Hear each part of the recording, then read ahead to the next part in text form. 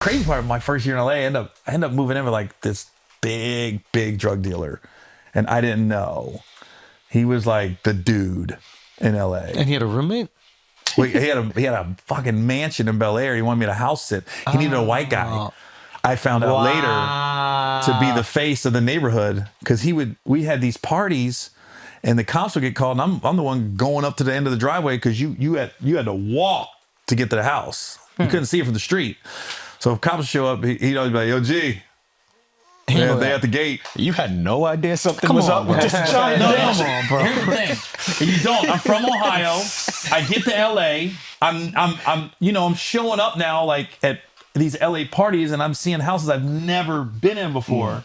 So I don't know. In LA, everything's kind of fake it till you make it type deal. Okay. So I don't know. I really was naive. I thought he threw parties. I thought he was a bodyguard. And I don't know what anything runs. I don't know what these houses run for. So I'm kind of clueless. You were a terrible cop. That guy's not putting it So together. he literally, I don't know. It's still my dude. He's in prison now. I still go visit him. Really? It's still my guy. Like, he got life. I don't think he's getting out. I hope he does, but I'm not going to say what he did. Yeah. Because I want him to get out. Yes. Yeah. But that's still my dog, man. But I just remember I came home one time, and I had never seen that many drugs in a house. Yikes. Like, I walked in, Yeah. and there was just like the weed, the blocks was up to my calf, and it would fill this whole studio. And I go on, and then like 5 SUVs pull down the driveway, these Suburbans, and these brothers look like they was off the grid. They didn't smile. They didn't say hello. They opened the door and just started loading the shit up in the back of these SUVs. And I had one of my buddies was there, and he goes, "Is this weed?" And my boy goes, "Yeah, what do you mean?" He goes, "You want some?" He was like, I can have some of this? He goes, "If you want some, take some." He went like this, tried to take a pinch. And the motherfucker, if you won't get it. Like, I saw the glow from The Last Dragon come over. He goes, "Oh my God." So then he does the dumb shit. He goes, "Yo, I got some boys, man. I got some boys that'll buy some weed." He goes, "Give him my number." And then it ended up going bad, because he's like, "Yo, your boys are bullshitting, man. Don't send nobody my way if they bullshitting." He like snapped on my boy, because he tried to be like, "If you guys are gonna buy some shit, this is like another level." Yeah. Like, they were running the shit, like, I don't want to give everything away, but they were running through different states. Was there any concern during that time that you're like, okay, I have a promising career? That's why I got out. That's why I told him I got to move out. And how did that combo go? I literally told him, I said, "Bro," I said, I'm a comedian. I can't be around this shit." What'd he say? I get it. And then shout out to my ex-wife. She calmed him down, because there was a point he got a little angry. What happened? I'm going to leave that off the air. Okay, fair enough. But he got a little angry, and she had to go have lunch with him and calm him down. Be like, Gary loves you. Like, he would never do anything to you. So he was worried that like you could potentially snitch and then he would be fucked up. I don't know. I would be worried. I don't know. But Trust one white guy. But I'll tell you a cool All of a sudden story. you get life in prison the second he moves out of your house. Yeah.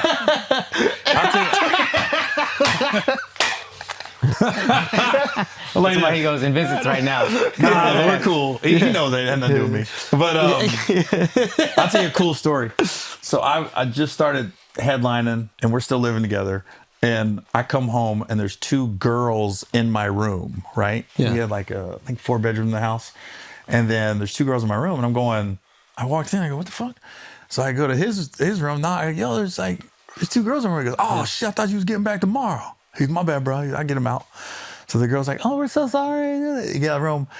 And he tells me, he goes, "Yeah, these are some of my girls from Vegas, man. I was looking out for them this week." They were like drop dead gorgeous. They looked like they were made in a lab, right? They were hookers that he brought to LA they were like going in the Palisades and everything. And he's the one that would drive them, sit outside, make sure they got their money. And I'm sure he was getting broke off a little bit too, right? Yeah, pimping is what we would call it. Could be. Yeah, I know. I knew you were going with that. Why bring words into it? Yeah. Why are you Pimp bringing comes it? with A visual. I was going with that. This was not the visual you think. Yeah. He was probably giving him a dude fair literally like percentage. this. Yeah. They come out of my room. Yeah. They leave The my guy was doing room. life in prison. He was probably really earnest with those girls. So You here's the guys funny deserved part. it. They leave my room, and I'm going. First, I was pissed. I go, motherfuckers in my room, but I can't Shit's be full of pissed because cum I'm sleeping staring under at my roommate. I can't be mad. Yeah. So it's this internal. Yeah. And then I looked at my room. I go, our room's really fucking clean. And I was like, they washed my clothes. I was like, everything. I opened my drawer. I go, this shit is folded beautifully. Like, to be in my room, it never smelled that good. Yeah. Like all my shit was pressed. I was like this. Oh, Yeah, that wasn't a bad deal. Then being in a room. Then he goes, yo, G. I mean, they here. Like if I want to do something, I was like, no, I'm good. Like if they would have called me when I was on that podcast with you and Charlamagne, it would have went down. It would have been over. I was too like Green. freaking out. Yeah. Like, no, I'm good. Yeah. I'd never seen a guy pull pussy like him though. Really? In my life. Wait a minute, the drug kingpin and pimp who's good at getting girls? Ever.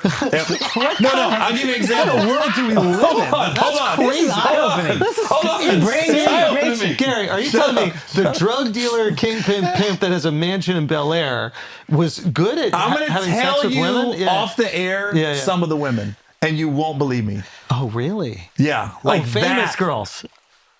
Wow. Just at the house. Say one name, we bleep it. Nope. But like I got the movie Held Up. Halle Berry. Why I was living with him. No. While I was living with him, I got the movie. Shit. I said no. But you said no, kind of, yeah. Make me feel good.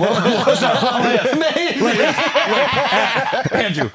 No. Definitely not. No. Anyways. Yeah. So I'm leaving the next day to go shoot Held Up. Mm-hmm. So he goes, yo, my boys come and pick him. This one, everybody had the Lincoln Navigators.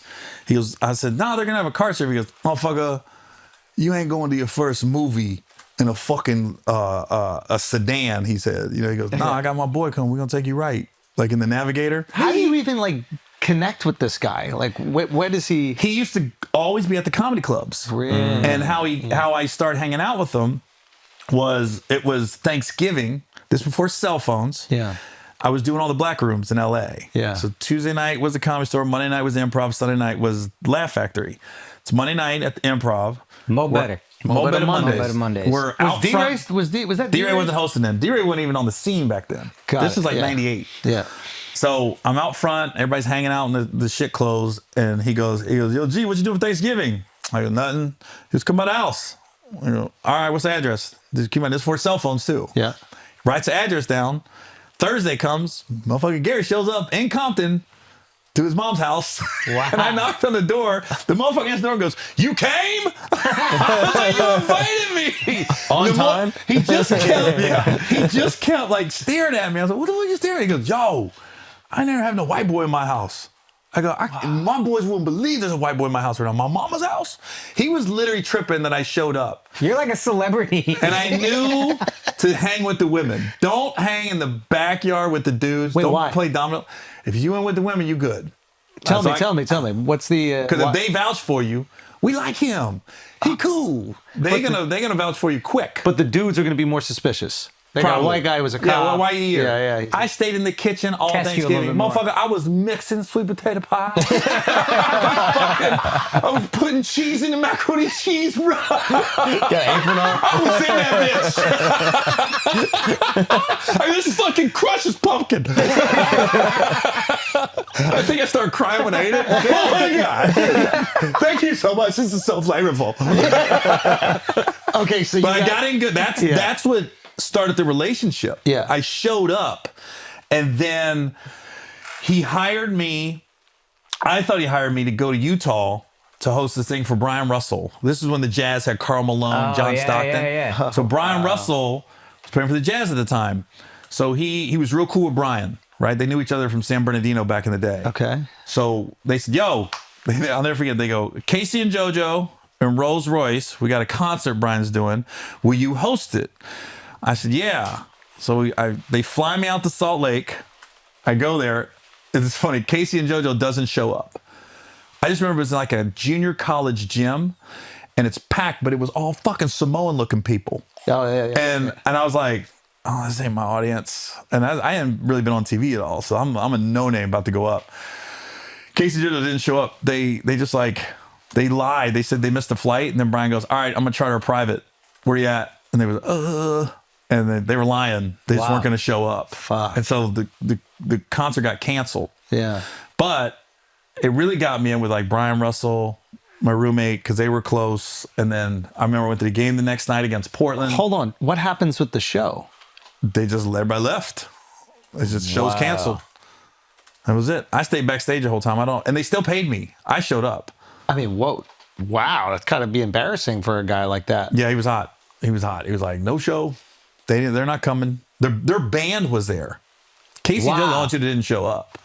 The band was there. The Rolls Royce was the open act. They were there. I was there. The only two people that didn't show up was Casey and JoJo. So everybody's prepared to do the show. Yeah. And then they bail. And then they was like, we missed the flight. Why didn't they say their aunt died or something like that? I don't know. But I think they weren't expecting Brian to be like, yo, I'm about to send a private. Yeah. No, they were like, And then he pulled it. Yeah. yeah, they pulled their trump card, so to speak. Yeah. So that's what got me cool with them. And then we just became friends after that. And then he asked me to house sit. He said, yo, I'm about to leave town for a couple months, man. Can you house sit? And I was like, well, let me see the house. So I'm in this fucking 2-bedroom rundown apartment in North Hollywood off Lankershim. I went to this house. I went, what the fuck? Indoor pool on the inside and outside. Wow. Like, it was just the most beautiful home with nothing in it, by the way. No, there's no pictures, no TV, no refrigerator. Yeah. There's nothing in this bitch. Yeah. His door had a padlock on it. You couldn't get in his room. Yeah. And then I just remember I said, yeah, I can house sit here. And then I asked him, I said, can I put pictures of me up on the wall? He's like, I don't give a fuck what you do. Motherfucker, I was bringing girls back there. They thought it was my shit. It's like, what do you do? I'm a comedian, man. That's when comedians had TV deals. Yeah. ABC, I got CBS, Telemundo. development. I'm big in Germany, baby. I got steak sauce in that bitch. So you were living good while you're in LA, even though it's the beginning of your career. I can honestly say my first year in LA, the 98 year, I got to move with Jamie Foxx. I got to roll with Jamie. I'm going to keep that shit off the air. Because, Jamie can go.